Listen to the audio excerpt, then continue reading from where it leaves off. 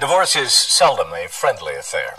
The love two people once professed for each other often turns to pure, unmitigated hatred. Few cases have been nastier than the 3-year divorce war between famed personal injury attorney Melvin Belli and wife number 5.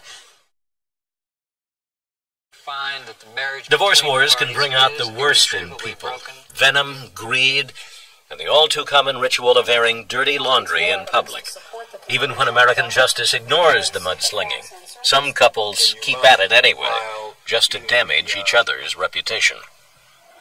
In 1988, one of San Francisco's most famous couples, attorney Melvin Belli and his wife Leah, waged a very public divorce war. One that, like most American divorce cases, would never actually go to trial. Melvin Belli, known as the King of Torts for his winning ways with personal injury cases, concedes he has not been as successful at marriage. I just wasn't made for this type of life, I guess, where I could divide up my intelligence and my love between my profession, the law, and my wives. Leah was wife number 5. Despite his bad track record, Melvin is a strong believer in the sacred institution and a romantic. Every time he said "I do," he thought it would be forever. I had dreams of the girl that I was going to marry and what she was like. She was going to be dark-haired and brunette, and she was going to be very intelligent and very beautiful, of course. She was going to be a fairy princess. In 1972, Belli thought he had found his fairy princess in Leah Triff. When they married, Belli was 65. She was 23. Shortly after, they had a daughter, Malia. After 16 years of marriage, Leah filed for a legal separation from her husband in July 1988. She held a news conference in San Francisco's elegant Clift Hotel to set the record straight. Leah denied Melvin's accusations that she had engaged in extramarital affairs, and she had some dirt of her own.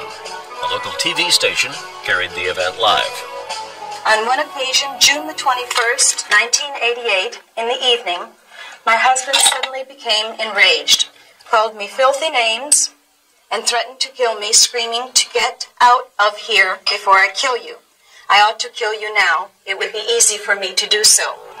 Leah accused Melvin of beating her. She displayed a 6-inch scar on her arm.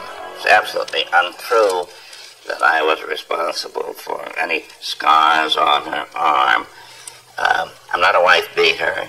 I'm not a beater of anybody for that matter, except in court. I get pretty vociferous. I'd like to beat somebody up, but I haven't done it yet in court or out of court, period.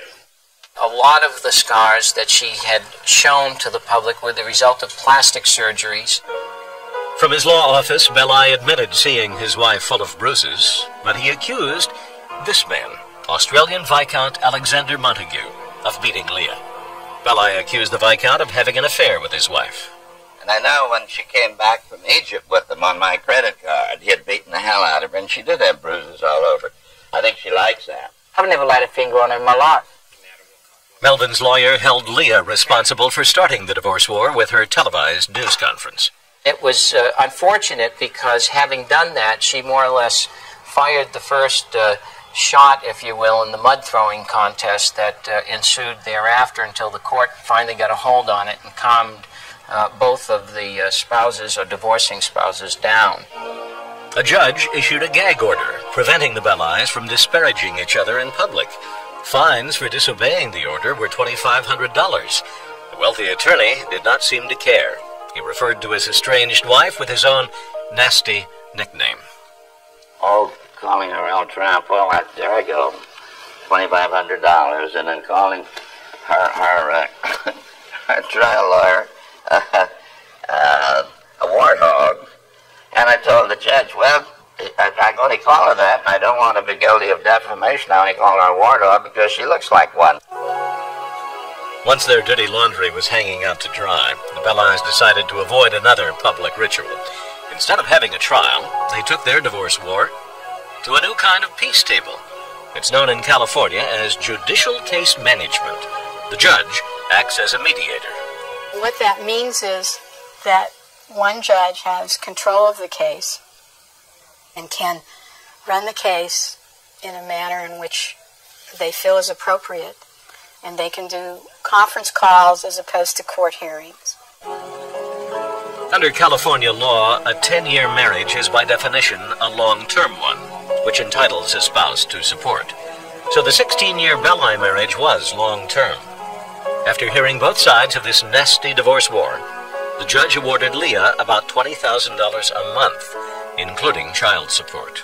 I think it was way out of line. I think the judge didn't listen carefully to the evidences of what Leah needed, what she was entitled to. California is a community property state, which means that all assets purchased and accumulated during the marriage are marital and are split in half. The 25-room Belli mansion and exclusive Pacific Heights became the hot issue in their settlement. It would not be split 50-50. Shortly after it had been purchased, he had deeded it over into his wife's name, and she therefore argued in the divorce proceedings that he had made a gift of that house to her and that it should be hers 100%.